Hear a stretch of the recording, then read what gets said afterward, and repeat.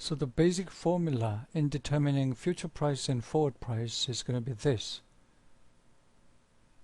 Spot price times 1 plus risk-free interest rate and to the power of time t. And note that here interest compounding occur once a year.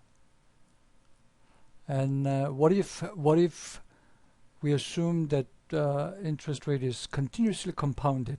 Then this formula is going to look like this. Okay, so this is exactly the same formula as this, except here we do assume continuous compounding, whereas here interest rate is compounded once a year.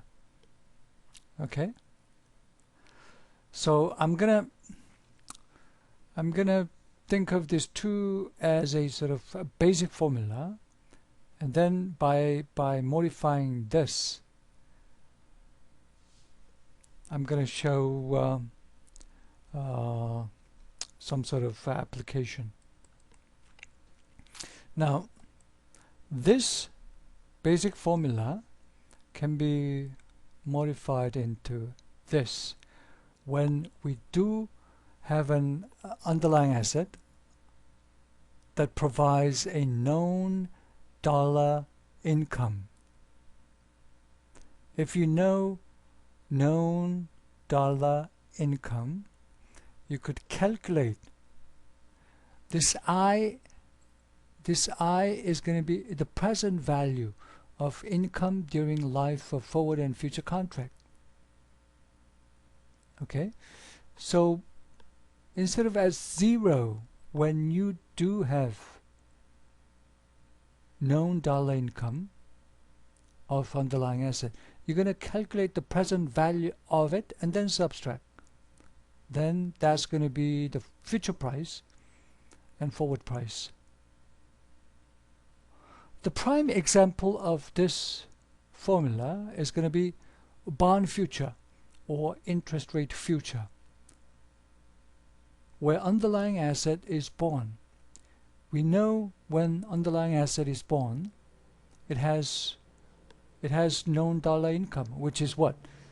Which is interest rate payment. So I can be thought of as a present value of interest rate payment during life of forward and future contract, during life of bond forward and bond future contract. Then how come we subtract it?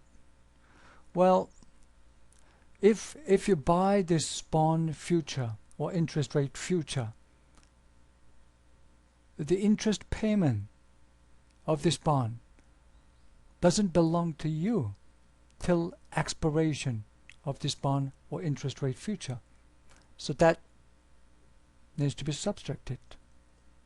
Okay? I wanted to compare this, the modification, with our basic formula. Okay? How it is modified? Modified as 0 into S0 minus I, where I is going to be present value of income during life of forward and or future contract. Example might be bond future or interest rate future, where I is going to be the present value of interest rate payment during life of, before expiration, before maturity. Okay? Another modification could be this,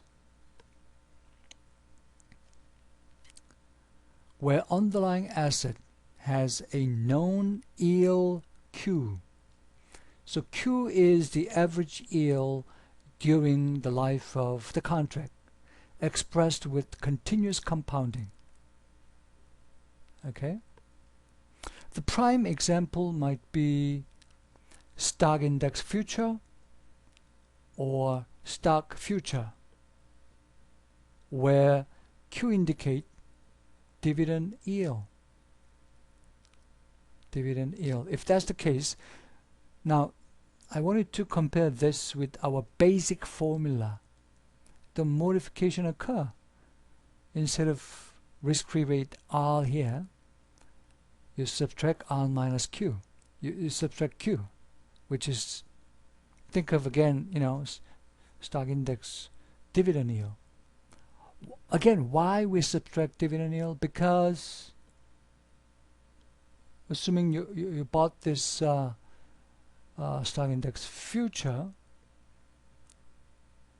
all the dividend payment before maturity, before expiration, is not going to be yours. So that needs to be subtracted. Okay? I wanted to compare this with our previous modification. Bond future or interest rate future.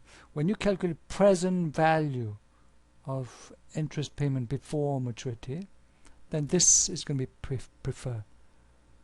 And when you calculate dividend yield, and this formula is going to be preferred. Okay.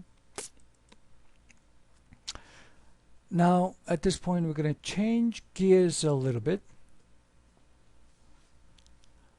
Instead of talking about forward price and future price, we're going to talk about value of forward contract and value of future contract. Suppose K is a delivery price in a forward contract. So this is the forward price when you get into this forward contract. And then from then on, the forward price is going to fluctuate every day. So this is forward price afterwards. If that's the case, the value of a long forward contract, small f, can be calculated in this way. Note, from long position holder standpoint, when forward price goes up, goes above, this is K is the forward price when you make a contract. When forward price goes above it, the value is going to be positive. Okay? But the value of short forward contract is going to be the other way around. K, instead of F0 minus K, is going to be K minus F0. So from short position holder standpoint, the value of forward contract is going to be more valuable when forward price falls below K. Okay? Now, what about value of future contract? Now, value of future contract is going to be always 0. It's going to be set equal to 0 initially. Due to marking to market, it's going to be valued 0 in an interim period before maturity. But in a case of forward contract, it's initially set equal to 0. But in forward contract, we don't do marking to market. That's why the value of forward contract could be positive or negative. More specifically, it's going to be positive or negative in this way. From long position holder standpoint, the value of forward contract is going to look like this, whereas short position holder standpoint is going to look like this. Okay? And so far we've been assuming that forward price, future price are pretty much the same. Well, that's going to be the case in reality as well. But in theory, there is a slight difference. Assuming that there is a strong positive correlation between interest rate and underlying asset, future price is going to be higher, slightly higher than forward price. The reason